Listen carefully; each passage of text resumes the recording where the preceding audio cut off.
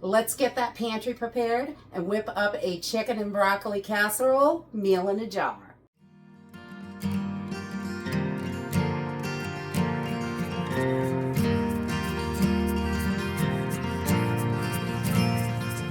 Hey everyone, welcome to Homestead Corner. I'm Jenny, and today we are going to be digging into our food storage and whipping up a chicken and broccoli casserole. It's nice and creamy, meal in a jar. So we have emergency meals and quick meals, just add water for when we need them, all ready to go on the shelf. I think emergency meals are wonderful to have, whether the grid goes down or you lose your job, all kinds of stuff can happen. And having these emergency meals are wonderful. They're ready to go on the shelf and you just add water. And sometimes you just don't feel like cooking. Dumping some water in, popping it in the oven is a great way to go.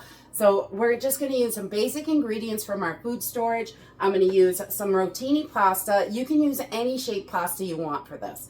It doesn't have to be rotini. That's just what I have right now.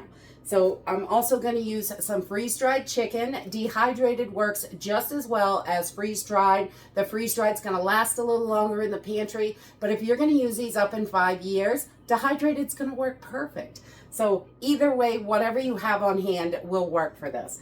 And I'm going to use some freeze-dried broccoli, and we're going to use cheese sauce, powdered sour cream, and powdered milk, and a few seasonings from the spice cabinet. That's it. Let's jump in and get started.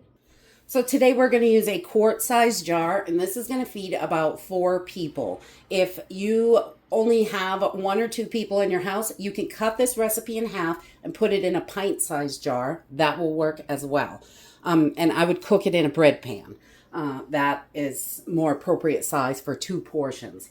So we're just going to get started, and this is really simple and easy. We have done lots of these meals, and I'm just going to start with 2 cups of pasta. And again, you can use any pasta you want in this. It does not have to be rotini. We just want 2 cups right in the jar.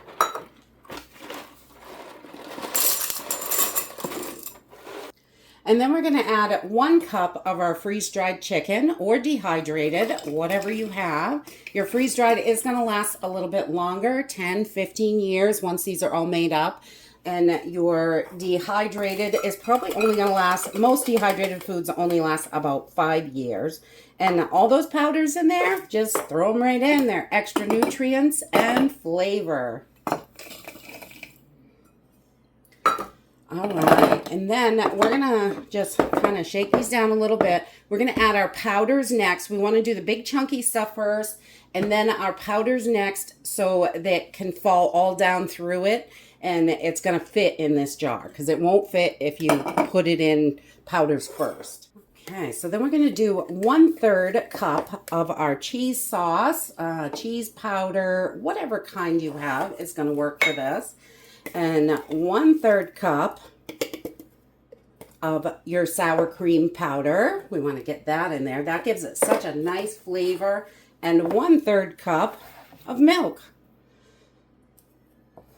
Just your regular old non-fat milk powder is going to last the longest. Once we have our powders in there, I'm just going to bang the jar against my hand and get them all to fall down in between that pasta and chicken.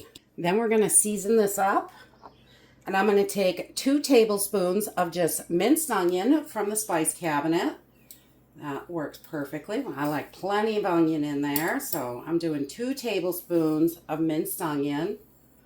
And then we're going to grab our garlic powder, and I'm going to do 2 teaspoons of garlic powder. I like to give them a little healthy because I love garlic and onions. If there's a seasoning that you do not like, don't put it in there. That's okay. You don't need to have it exactly the same. You can mix it up to the things you do like, which is wonderful about making your own meals. And then we're going to use some Italian seasoning, and we're just going to put 1 teaspoon of that right in there. And then we're just going to add a little bit of salt and pepper to this. And I like to do, I don't know, about 1/4 teaspoon of each salt and pepper. You can adjust that to what you like. You can add up to a half teaspoon of salt if you want that in there, but we're not super salty people, so we try to keep the salt a little bit lower. And then we're just going to come in with our broccoli, and I do about a cup. We're just going to top this off. If I can't get the whole cup in there, sometimes I can't. Pretty close to a cup, but we'll bang it down and try to make that work, definitely.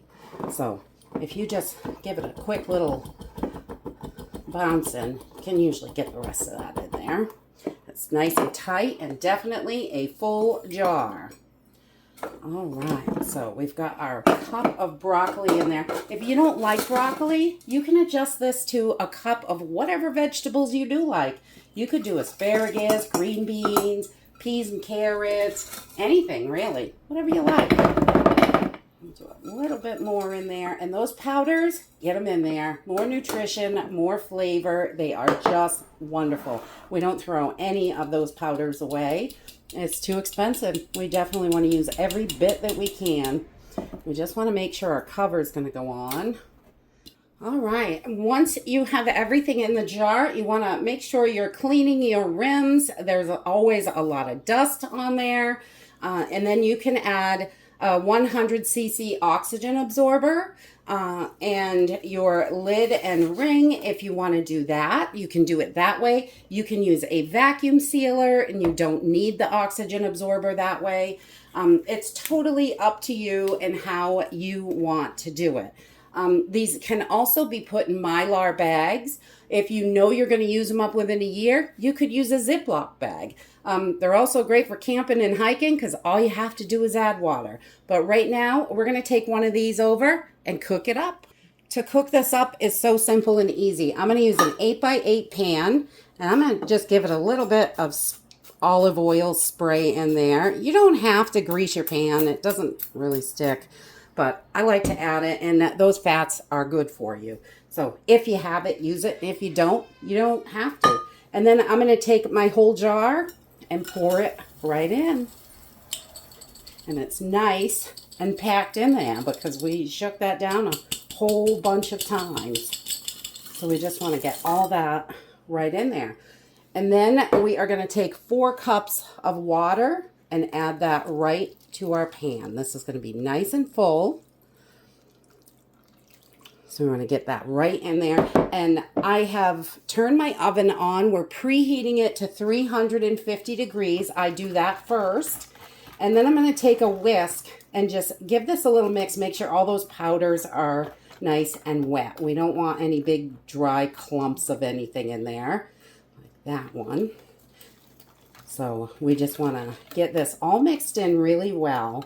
And I'm going to let this sit on the counter until my oven is preheated, which will probably give it 5 or so minutes once I get this together.